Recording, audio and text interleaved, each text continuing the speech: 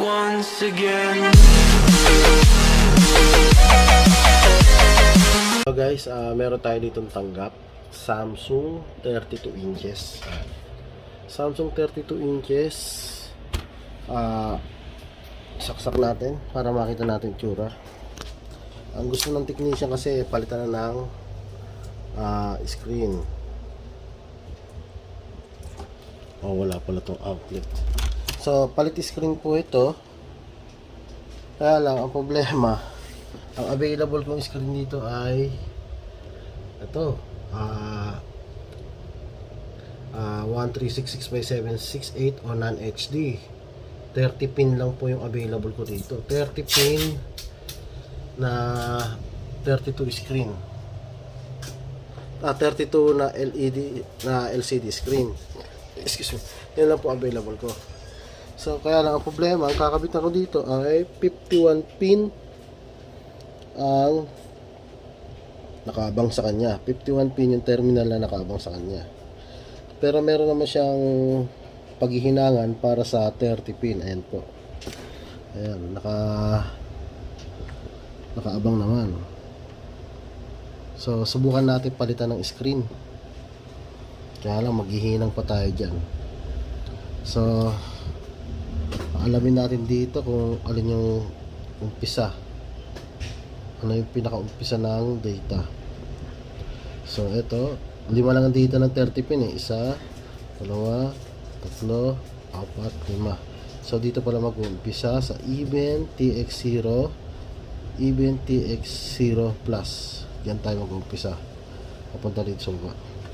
So itry ko muna ikabit dito yung screen natin, 51 pin full HD. So ipapalit natin 30 pin non HD. Okay, so ikabit ko muna yung screen. Ito guys, na prepare ko na, naikabit ko na rin yung screen natin. Ayan, so nag-provide na rin ako ng flex na LVDS. Ayan, so ang original niya mga master, ito po 51 pin. Ayan, 51 pin. So ayan yung panel niya. Ayan yung panel niya. Ayan. So ayan yung panel niya. So ipapalit ko ngayon ay ito. So 30 pin. Okay, so ayan na. So ang problema ko na lang ngayon ay paano ko siya kakabit dito. So ang gagawin po natin yan guys, hihinan ko na lang yung mga data nito. So ayan, hihinan ko muna yung mga data dito. So ito susundan natin, itong 30 pin, layout ng 30 pin, yung pinakaabang niya. Ayan. So unang data nga hanapin natin, ayan po. So yun yung even TX0. Ayan, even TX0, even TX plus, even TX1. Yan. So ilan yan?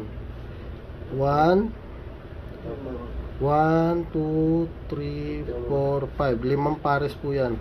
So dyan po tayo kakabit kasi itong hawak natin ngayon ay 5 pares din. Ayan, kung makikita nyo, 5 puti, 5 asul. Then yung pula ay positive, then yung black ay ground, negative. Okay, so ground pala, ground, yan. So ihina ko muna dito guys, then tingnan natin kung ubra. So ayan guys, nakabit ko na yung flex dito. Ayan, flex ribbon natin. Flex, tapos may wiring, LVDS, papunta rito. So ayan, kinabit natin doon sa data ng pang 30 pin. Ayan, 30 pin. Okay, so ayan, BCC sa ground.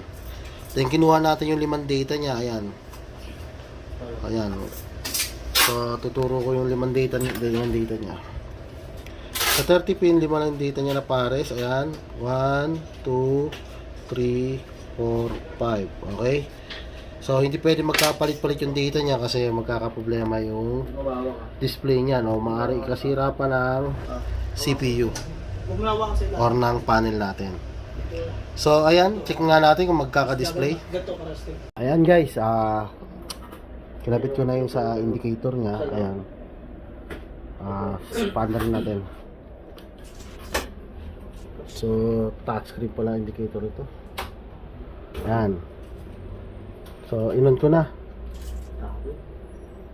Kaya nangyari ito, wala display.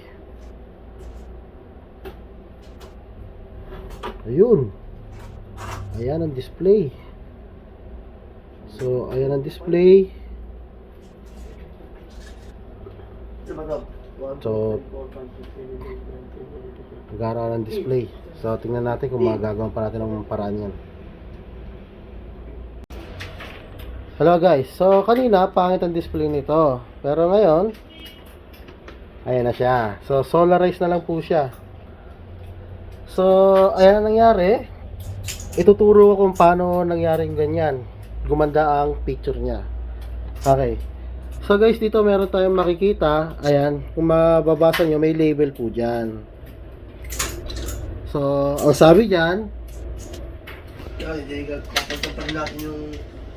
hugutin ko muna baka magalaw natin.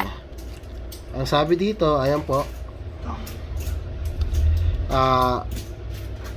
R943 Full HD siya, R939 HD siya.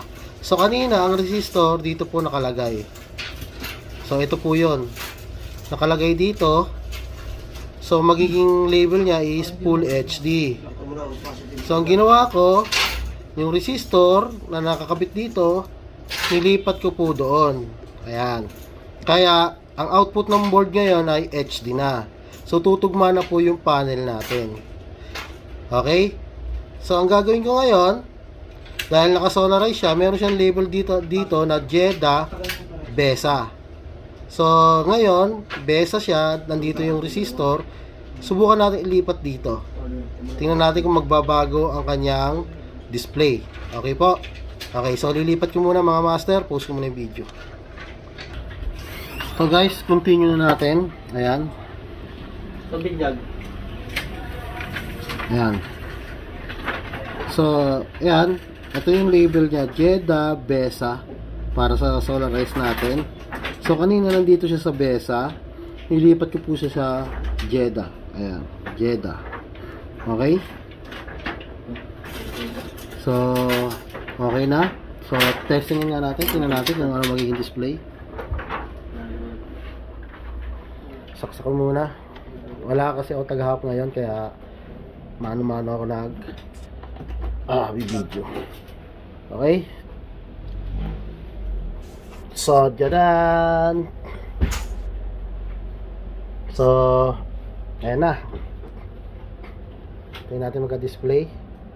So, normal na po yung display natin, mga master.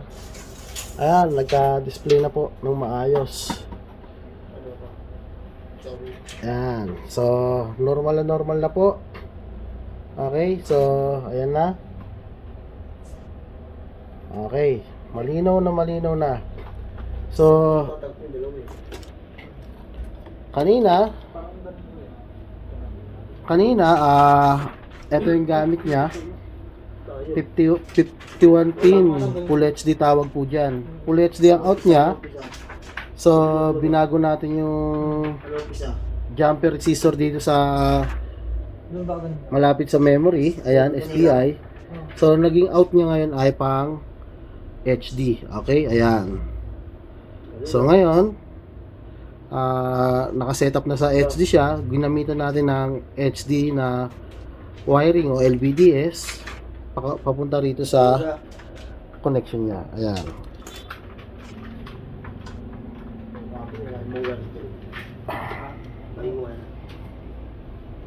Okay? So job well done na tayo.